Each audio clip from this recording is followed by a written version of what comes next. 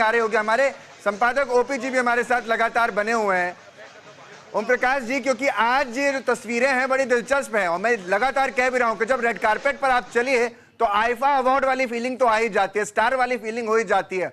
अब कहीं नेता जितने भी हैं वो स्टार हो गए तो जनता से जुड़ाव छूट जाएगा और जो वादे करके गए हैं वो जनता कैसे पहुंचाएगी?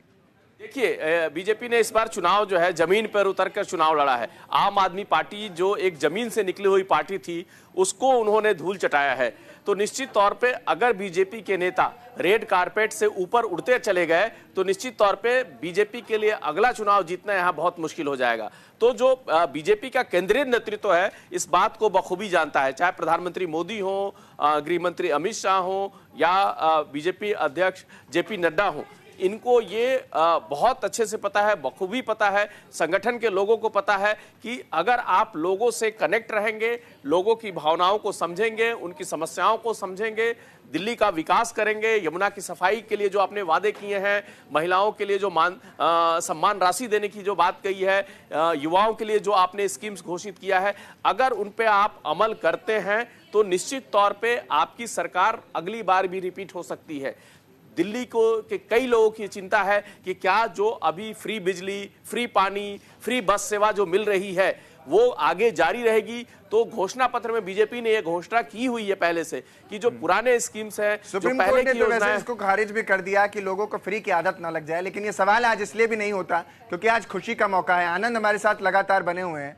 आनंद, स्वभाव में नरमी और काम में गर्मी ये दोनों होना चाहिए, तभी दिल्ली में जो स्थिति है वो और मजबूत रहेगी और जो 27 साल वाला सूखा है वो हमेशा गीला बना रहेगा।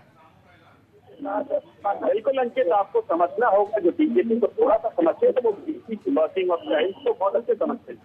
आपने देखा जैसे ही बीजेपी को दिल्ली विधानसभा चुनाव में प्रचंड जीत मिली उसके 2 दिन बाद उप राष्ट्रीय संगठन महामंत्री पी एस संतोष दिल्ली बीजेपी ऑफिस पहुंचे और तमाम अपने नवनिर्वाचित विधायकों से 100 दिन का रोड मैप मांगा। 100 दिन की तस्वीर जानने की कोशिश की कि अगले 100 दिन में आप क्या करना चाहते हैं, कैसे कैसे उसको इम्प्लीमेंट करेंगे सीधे तौर पर, जबकि अभी नवनिर्वाचित विधायकों ने शपथ भी नहीं ली है।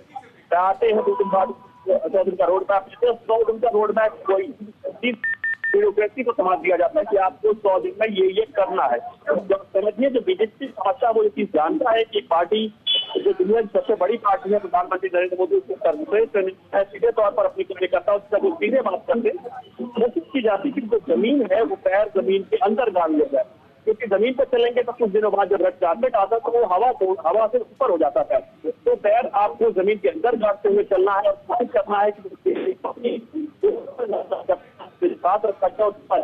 यही कारण है कि आपकी इतनी बड़ी पार्टी होने इतनी बड़ी पार्टी होने के बाद भी अभी भी एक कार्यकर्ता को, चाहे आप किसी का नाम लीजिए, आशीष सूद एक अच्छी खासी बैकिंग रखते हैं, वीरेंद्र सचदेवा खुद एक विधायक को तो मैं अभी सुन भी रहा था, वो कह रहा था 48 के 48 नंबर में है, किसी को भी सीएम बना देंगे। ये कॉन्फिडेंस लेवल है कुछ का। तो बीजेपी की जिक्र कर रहे थे भजन लाल शर्मा 5वीं पंक्ति में बैठे हुए व्यक्ति थे, उनको मुख्यमंत्री सीधे तौर पर बनाया गया था। तो आप समझ सकते हैं 5वीं पंक्ति में बैठा व्यक्ति अगर मुख्यमंत्री बन सकता है तो 7वीं 8वीं और 10वीं पंक्ति भी ज्यादा दूर नहीं है। और जो पहली पंक्ति में बैठे हैं उनको भी ये कंफर्मेशन नहीं है कि अगली सरकार में उनकी जगह मिलेगी या नाम नहीं मिलेगी। तो कहीं ना कहीं बीजेपी की वर्किंग यही है और जो बीजेपी अब कार्य कर रही है वो अगले 20 साल को सोचते हुए कर रही है।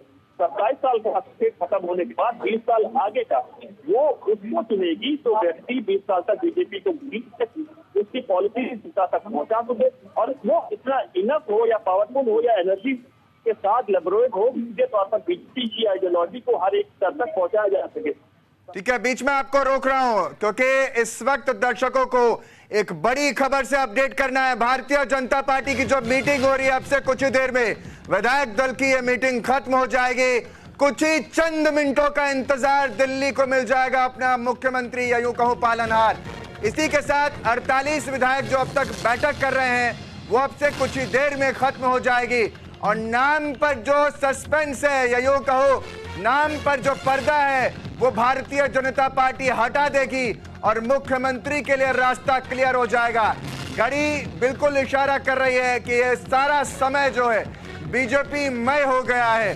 भगवा का दम इस कदर हावी है कि किस राज्यों में बीजेपी की सरकार है, जिसमें से 16 से 17 तो ऐसे जहां बीजेपी फ्रंट फुट पर है। और अब देखना दिलचस्प होगा कि यहां पर मुख्यमंत्री क्या महिला होती हैं या किसी अन्य व्यक्ति को मौका मिलता है। और अगर मुख्यमंत्री महिला, तो दिल्ली और पश्चिम बंगाल देश में 2 ऐसे राज्य जहां मुख्यमंत्री सीएम महिला होंगी। और खासतौर पर अगर बीजेपी की बात करें तो बीजेपी की जिन राज्यों में सरकार है, 16 राज्यों में सीधे वहां पर पहली मुख्यमंत्री महिला की दिल्ली में होंगी। 21 राज्यों में संगठन के साथ बीजेपी अब सबसे बड़ी पार्टी के तौर पर देखी जाती है। दिल्ली से इस वक्त ये बड़ी जानकारी निकलकर सामने आ रही है, क्योंकि नजर सबकी इस खबर पर इसलिए भी है, इंतजार 27 साल का रहा तो हर खबर अहम और महत्वपूर्ण हो जाती है।